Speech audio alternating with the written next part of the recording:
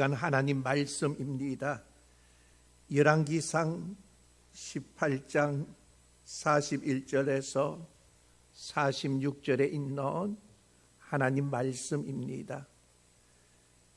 열왕기상 18장 41절에서 46절에 있는 하나님 말씀입니다. 구약성경 548페이지에 기록되어져 있습니다. 봉독해 올리겠습니다. 엘리야가 아합에게 이르되 올라가서 먹고 마시소서. 큰 빗소리가 있나이다. 아합이 먹고 마시러 올라가니라. 엘리야가 갈멜산 꼭대기로 올라가서 땅에 꿇어 엎드려 그의 얼굴을 무릎 사이에 넣고 그의 사환에게 이르되 올라가 바다 쪽을 바라보라. 그가 올라가 바라보고 말하되 아무것도 없나이다. 이르되 7번까지 다시 가라. 7번째 이르러서는 그가 말하되 바다에서 사람의 손만한 작은 구름이 일어나나이다. 이르되 올라가 아합에게 말하기를 비에 막히지 아니하도록 마차를 갖추고 내려가소서 하라 하니라. 조금 후에 구름과 바람이 일어나서 하늘이 캄캄해지며 큰 비가 내리는지라. 아합이 마차를 타고 이스라엘로 가니 여호와의 능력이 엘리야에게 임하매 그가 허리를 동이고 이스라엘로 들어가는 곳까지 아합 앞에서 달려갔더라. 아멘. 오늘 주시는 말씀 속에서 손바닥만한 구름이 만든 기적, 믿음의 기도 속에서 엘리야의 응답의 축복을 바라보게 되어집니다.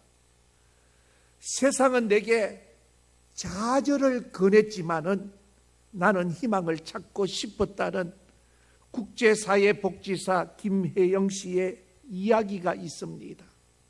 그는 어린 시절에 만취한 아버지에 의하여서 척추를 다쳤고 오른쪽 다리가 왼쪽보다 1인치가 짧습니다. 척추가 왼쪽으로 휘어져 허리의 통증이 매우 심했습니다. 키는 134cm에서 성장이 멈춰버렸습니다. 아버지의 자살과 정신질환을 앓는 어머니 대신에 동생 넷을 키우기 위하여서 14살의 나이에 남의 집 식모살이를 시작한 겁니다. 초등학교밖에 나오지 않는 그녀는 이렇게 말합니다. 대학에 가기 위해서 공부한 것이 아니라 살기 위해서 공부했다는 말입니다. 배움에 목마른 그녀는 무엇이든지 악착같이 배웠고 직업훈련에 들어가 기술을 배웠습니다. 편물 기술로 전국 기능대회를 휩쓸었으며 1985년에 세계 장애인 기능 경기대회에서 기계 편물 부분에 있어서 1위를 차지했습니다.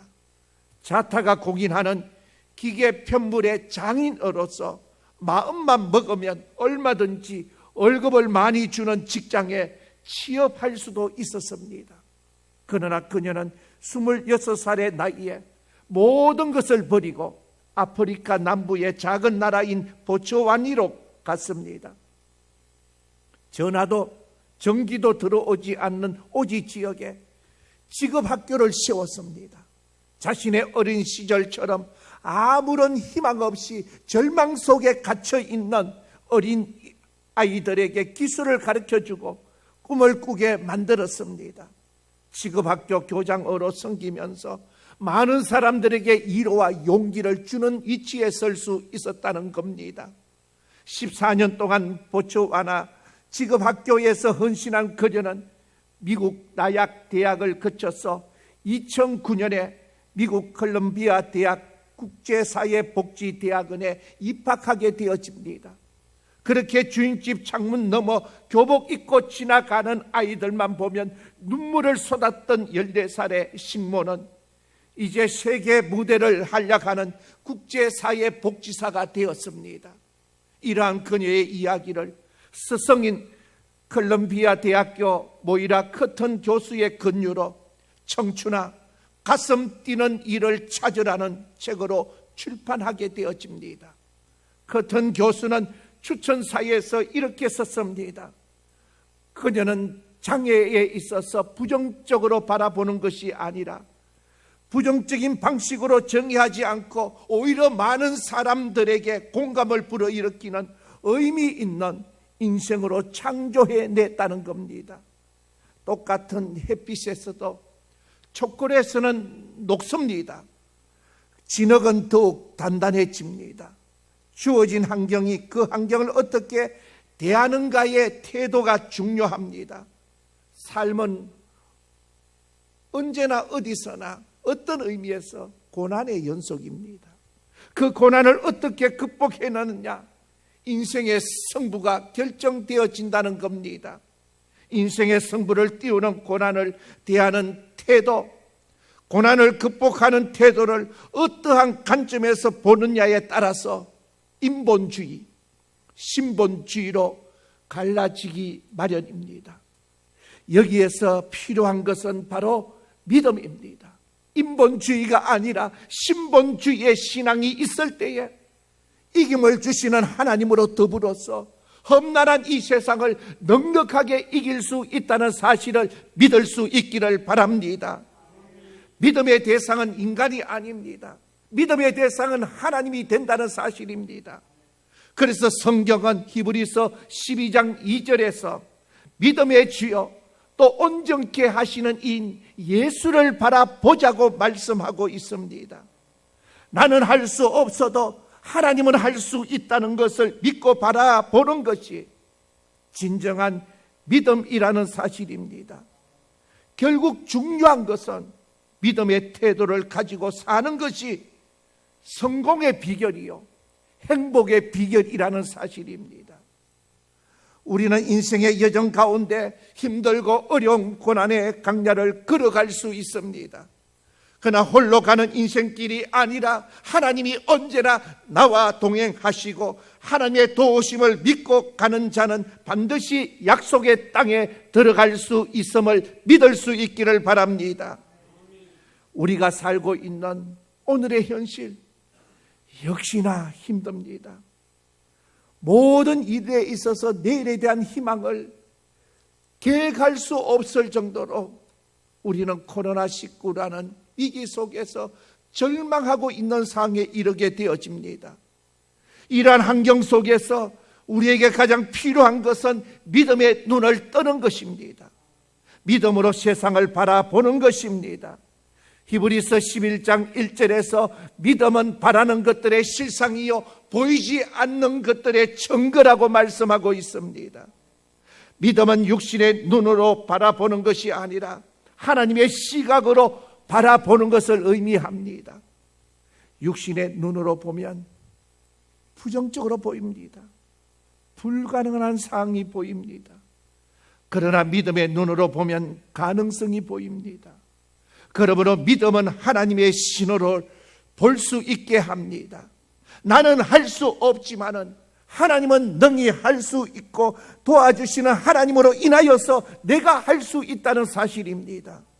긍정의 시각으로 보게 한다는 말씀입니다. 믿음의 사람은 강야의 메마른 땅에서도 큰 강물이 흐르는 미래를 볼 수 있습니다. 믿음의 사람은 캄캄한 절망의 상황 속에서도 내일의 희망을 노래할 수가 있습니다. 믿음의 사람은 고난 속에서도 장차 회복시켜 주시는 축복의 미래를 바라볼 수 있습니다. 고통과 혼돈의 이 시대를 살고 있는 우리에게 가장 필요한 것은 바로 믿음입니다. 오늘 본문의 말씀은 믿음의 선지자, 기적의 선지자인 엘리야의 모습을 보여줍니다. 엘리야가 활동했던 BC 9세기 시대적인 상황은 이 시대의 모습과 흡사하지 아니한가 할 정도로 오늘 우리 역시 위기 속에 있습니다. 하나님의 백성들은 영적으로 타락했습니다. 우상을 숭배하고 있습니다. 부자들은 가난한 자를 억압하고 착취했습니다. 권력을 가진 자들은 권력을 남용하여서 가진 자들의 편을 들었습니다. 심지어 종교 지도자들마저도 세상의 권력에 길들여 있는 모습을 보게 되어집니다. 이런 상황에서 하나님은 이스라엘의 극심한 가뭄을 통하여서 심판을 합니다. 무려 3년 6개월 동안 비가 내리지 아니했습니다. 그런데도 어리석은 왕과 백성들은 깨닫지를 못합니다. 그들은 하늘에서 비가 내리도록 하는 것은 바알신이라고 여겼습니다. 바알은 농경신입니다. 농사를 짓던 당시 사람들은 하늘의 비를 내리게 하기 위하여서 바알신을 기쁘게 해야 한다고 여겼습니다. 그래서 신전을 세워놓고서 신전에 창기를 두었습니다. 하나님은 이들의 패역한 생각을 바로잡기 위하여서 바알과 아세라를 섬기는 선지자들과 엘리야 선지자 간의 대결을 펼치십니다. 어느 신이 참 신인가?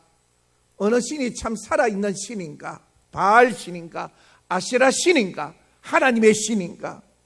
갈멜산의 모든 백성이 모였습니다. 한편에 바알 선지자 450명, 아세라 선지자 400명, 모두 850명. 상대편은 엘리야가 홀로 버티고 서 있습니다. 850대 1, 숨막히는 대결입니다. 각각 양쪽에 제단을 쌓고 각을 뜬 송아지를 올려놓았습니다. 어느 제단에 불이 떨어지는가를 보고 참 신을 가리는 것입니다. 850명이 먼저 시작합니다. 그러나 온종일 외쳐도 응답이 없습니다. 나중에 자신들의 몸을 자해하면서 몸부림쳐도 아무 소용이 없습니다. 드디어 엘리야의 차례가 되었습니다. 엘리야는 기도하기 전에 단 주위에 도랑을 파고 물이 넘쳐 흐르도록 부었습니다. 물과 불은 상극입니다. 그럼에도 엘리야는 하늘에서 비를 내리시는 분은 하나님이심을 보여주기 위해서 의도적으로 물을 부었습니다. 엘리야의 기도가 시작됩니다. 그가 기도하자마자 하늘에서 불이 떨어집니다. 제단에 제물을 태우고 도랑의 물까지 핥았습니다. 바알과 아세라 선지자들은 진멸합니다. 싸움에는 숫자에 달려있지 않습니다. 비록 850대 1의 대결이었지만 엘리야는 하나님이 참 신이심을 보여줍니다. 하나님이 살아계신 참 신이심을 증거합니다. 그러나 엘리야 선지자에게는 한 가지 해결해야 할 숙제가 남았습니다. 극심한 가뭄으로 고통받고 있는 하나님의 백성들에게 하늘의 비를 내리게 하는 일이었습니다. 이미 하나님께서는 열왕기상 18장 1절에서 너는 가서 아합에게 보이라, 내가 비를 지면에 내리리라 예언의 말씀을 들었습니다. 약속의 말씀을 들었습니다. 언약의 말씀을 들었습니다. 여기서 우리는 이렇게 생각할 수 있습니다. 하나님이 약속하셨으면 굳이 기도하지 아니하더라도 당연히 이루어질 것이 아닌가. 그러나 하나님의 약속은 언제나 저절로 이루어지지 않습니다. 하나님의 역사와 기적은 언제나 믿음의 사람을 통하여서 이루어집니다. 하나님의 기적은 무릎 꿇어 기도하는 사람을 통하여서 이루어집니다. 그러므로 엘리야는 하나님의 약속을 믿었기 때문에 엎드릴 수가 있었습니다. 엘리야는 그분의 보배로운 약속을 붙들고 다시 불이 내렸던 갈멜산으로 올라갑니다. 우리들도 엘리야 선지자 같은 태도가 중요합니다. 하나님은 택하신 모든 주의 자녀들에게 복을 주십니다. 선한 길로 인도하십니다. 모든 길을 형통케 하십니다. 자녀들을 복 주셔서 선한 영향력을 미치게 합니다. 가난한 자들을 부욕케 합니다.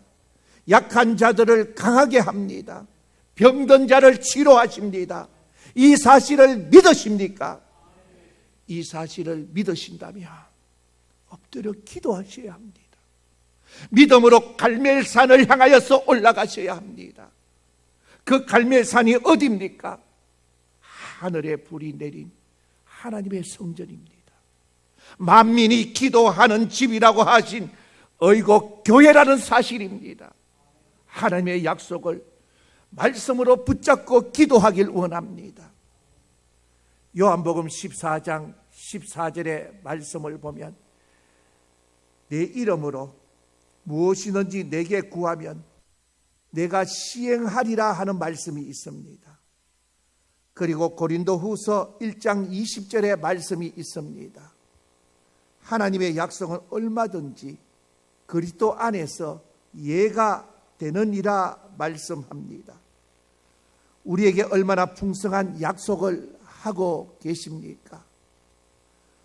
하나님의 약속은 무엇이든지 얼마든지 하나님은 우리가 구하면 무엇이든지 주신다는 말씀입니다. 얼마든지 주시겠다고 약속하셨습니다.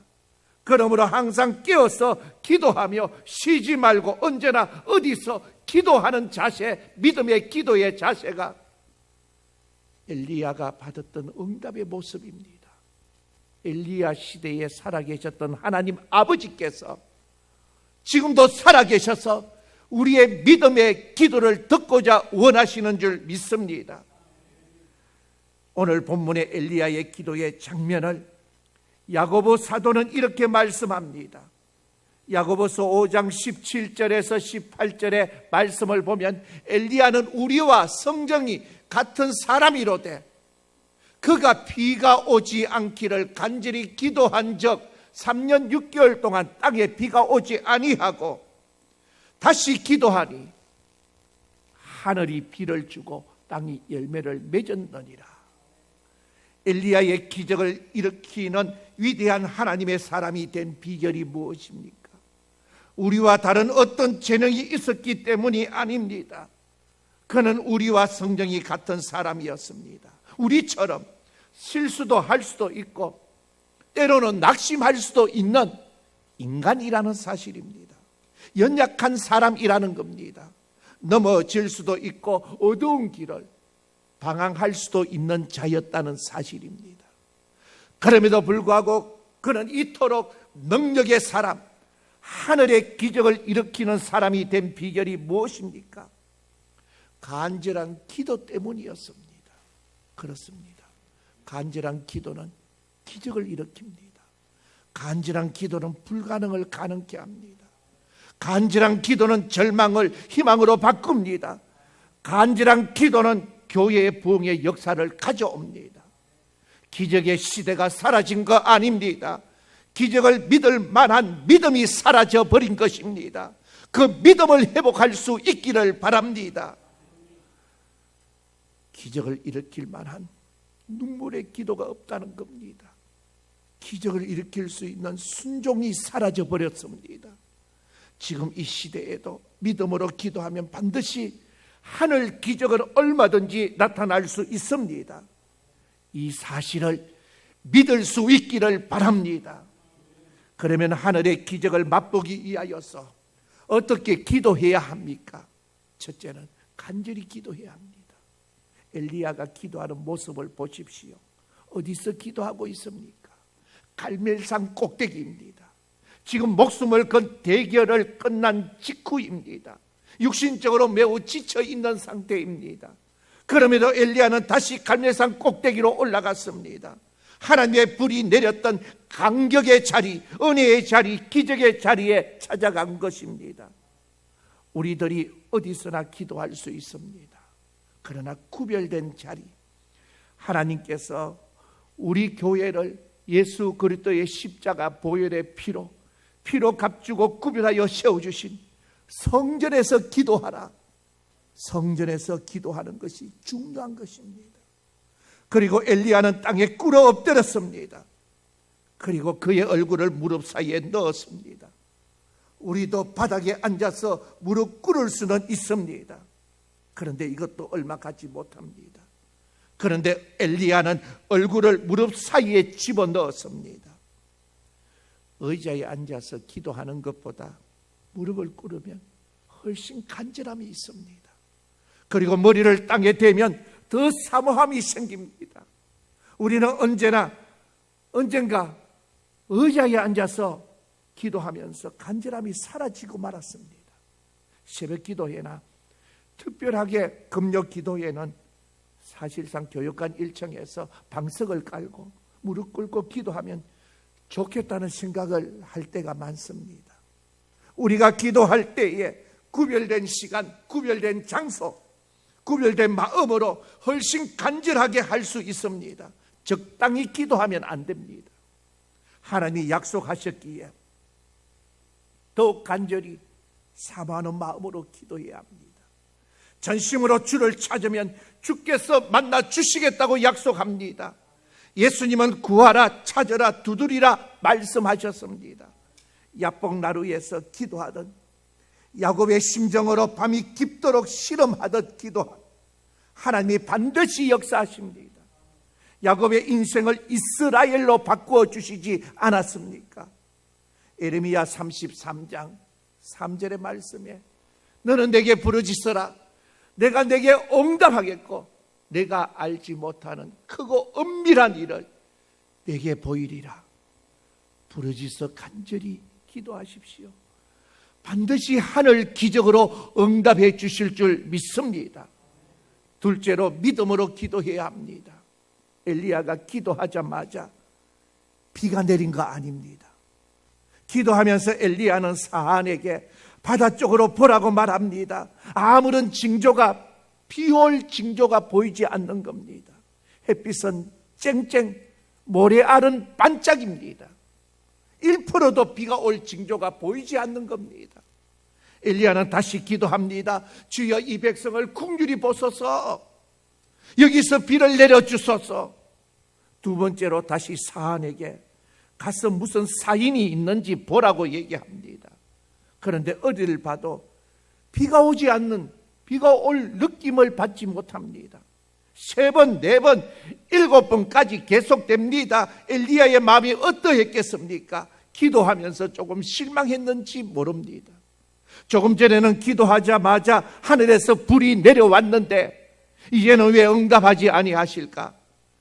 조급함이 있을 수 있었습니다. 그러나 엘리야는 포기하지 않았습니다. 우리는 기도하다가 너무 쉽게 포기할 때가 많습니다. 기도는 이루어질 때까지 해야 합니다. 수로보내기의 여인처럼 때로는 모욕을 당해도 계속 기도합니다. 때로는 답답하고 실망스러워도 기도해야 합니다. 계속하면 하나님의 때가 반드시 응답하십니다. 내가 원하는 때를 기다리지 말고 하나님의 때를 기다리면서 기도해야 합니다. 그리고 중요한 것은 믿음으로 기도해야 합니다. 엘리야는 7번째 사안을 보냅니다. 그런데 사안의 대답이 재미있습니다. 바다에서 사람 손바닥만한 구름이, 사람의 손만한 작은 구름이 일어나나이다 얘기합니다.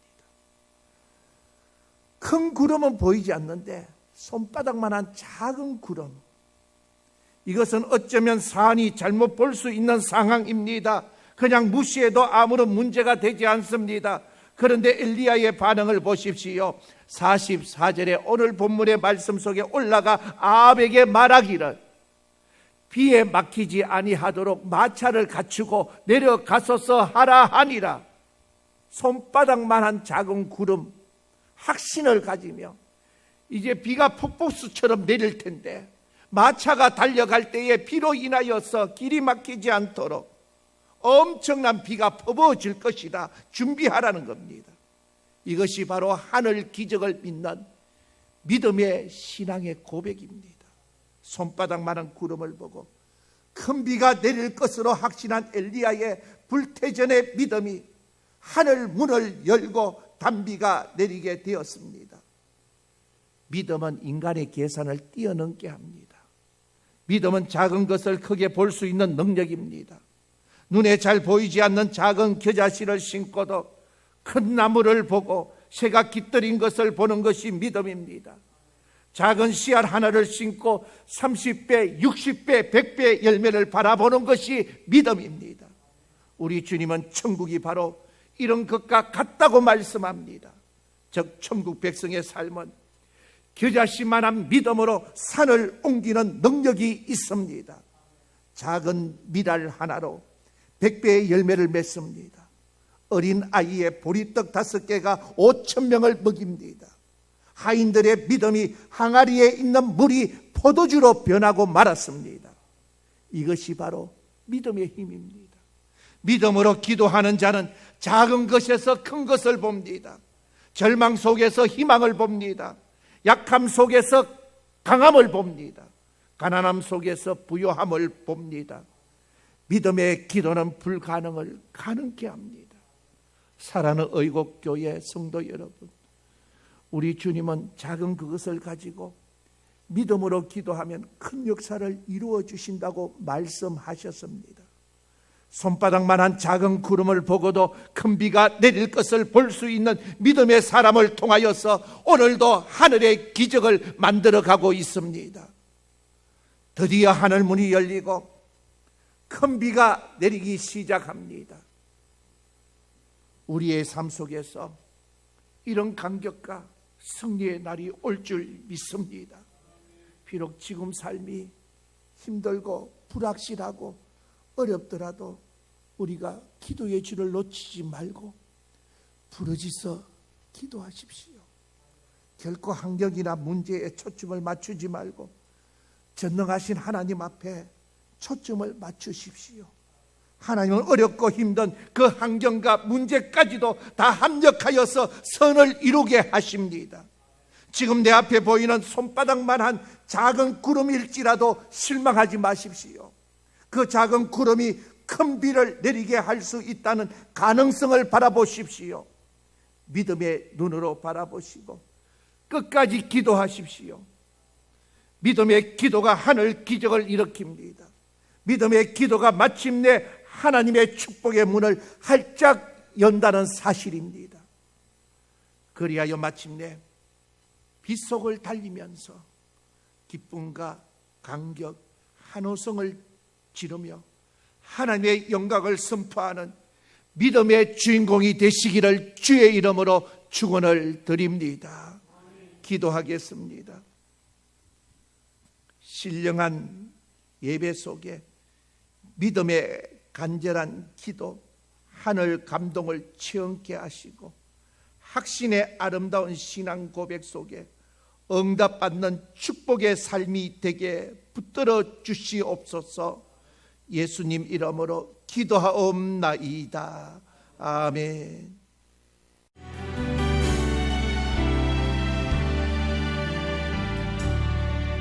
믿음과 삶을 살아내는 실력이 너무나 다른 내 모습을 볼 때에 이 모습도 주가 사랑하실까? 자신 없는 내 모습 그저 주님 앞에 있네. 나 같은 자도 사랑하여 주시고 한 번도 나를 떠나지 않으셨네. 아픔 속에 주를 작게 여긴 날 꾸짖지 않으시고 내 손 잡아주시네. 오직 주님 안에 두려움없네. 고난을 통해 날 만드시는 믿네. 주님만이 내 모든 것 되시네. 주의 강한 손 날 붙드시네. 오직 주님 안에 소망인데 내 삶을 통해 영광 받으신 주님만이 내 모든 것 되시네. 주의 선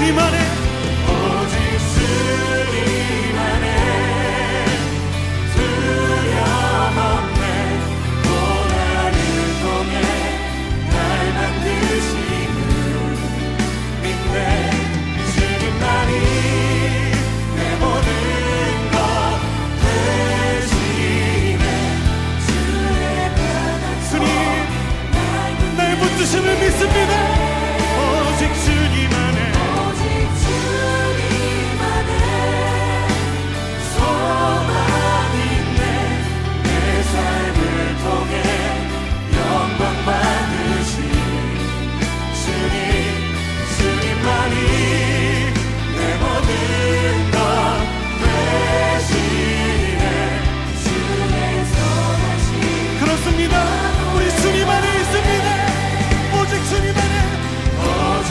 주님 안에 두려움 없네 고난을 통해 날 만드심을 믿네 주님만이 내 모든 것 되시네 주의 강한 손 날 붙드시네 오직 주님 안에 오직 주님 안에 소망 있네 내 삶을 통해 영광 받으신 주님 주님만이 내 모든 것 되시네 주의 선하심 나 노래하네 주의 선하심